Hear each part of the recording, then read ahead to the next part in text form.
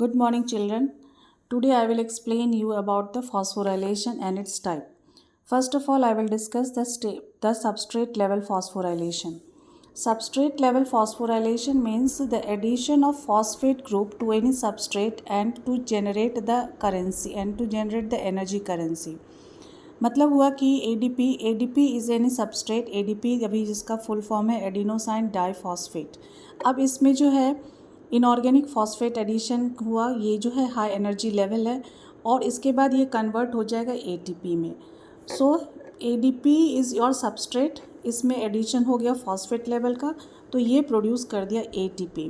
That means इस substrate का phosphorylation हो गया इनटू ATP.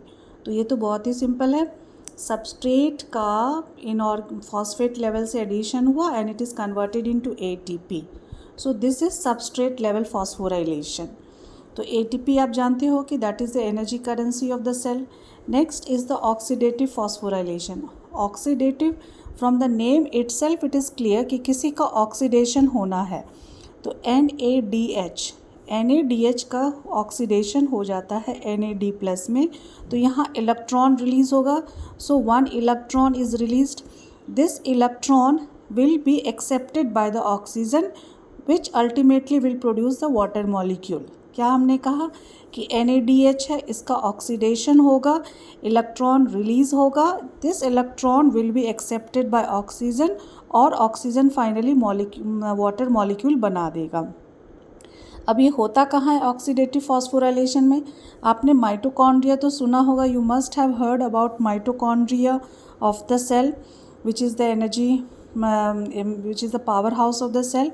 अब ये जो इलेक्ट्रॉन रिलीज़ हुआ, इससे क्या होता है कि इससे एक इलेक्ट्रॉन ग्रेडियंट क्रिएट हो जाता है.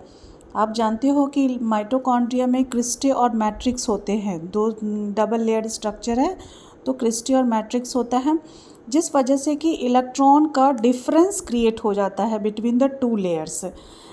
वो अल्टीमेटली क्या क्रिएट करता है कि प्रोटॉन मोटिव फोर्स क्रिएट कर देता है. Then when the proton motive force is create, energy is generated.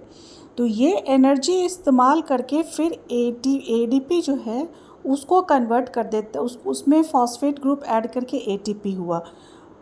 चूँकि हम लोग फॉस्फोराइलेशन डिस्कस कर रहे हैं तो अल्टीमेट जो गोल है वो है हमारा ATP प्रोडक्शन करना. ATP with the addition of phosphate. Here also the ATP is only produced but the process is different and oxidation of NADH into NAD plus and the release of electron takes place. That's why it is known as oxidative phosphorylation. और ये होता कहाँ है? ये होता है आपका mitochondria में और जो इलेक्ट्रॉन ट्रांसपोर्ट चेन होता है. यहाँ पे मैंने इसका स्टेप्स लिख दिया है. यू कैन सी, आपको आसानी से समझ में आ जाएगा. सेम चीज़ मैंने जो बताया वही लिखा है. And the third one is ये आपका लाइट फॉस्फोराइलेशन है. आपको नाम से ही पता चल रहा होगा कि लाइट फॉस्फोराइलेशन जो होगा वो लाइट की हेल्प से होगा. तो ये कहाँ पे होगा? ये जनरली प्लांट में होता है. देखिए सनलाइट है, ये जो है क्लोरोफिल को एक्टिवेट किया. क्लोरोफिल जब एक्टिवेट हुआ फोटोसिंथेसिस में तभी वहाँ पे इलेक्ट्रॉन रिलीज़ हुआ. This electron release will create the electron gradient. Gradient का मतलब वो difference in the electron between the 2 layers. क्योंकि आप जानिए कि chloroplast and mitochondria are the only 2 organelles which are double membrane. बाकी जितने भी सेल ऑर्गेनल्स हैं वो सारे सिंगल ऑर्गेनल्स होते हैं. तो ग्रेडियंट डिफरेंस कब होगा? जब आउटर और इनर लेयर होगा. So this electron release will cause the electron gradient and the energy used with the addition of inorganic phosphate आपका ATP जनरेट हो जाता है.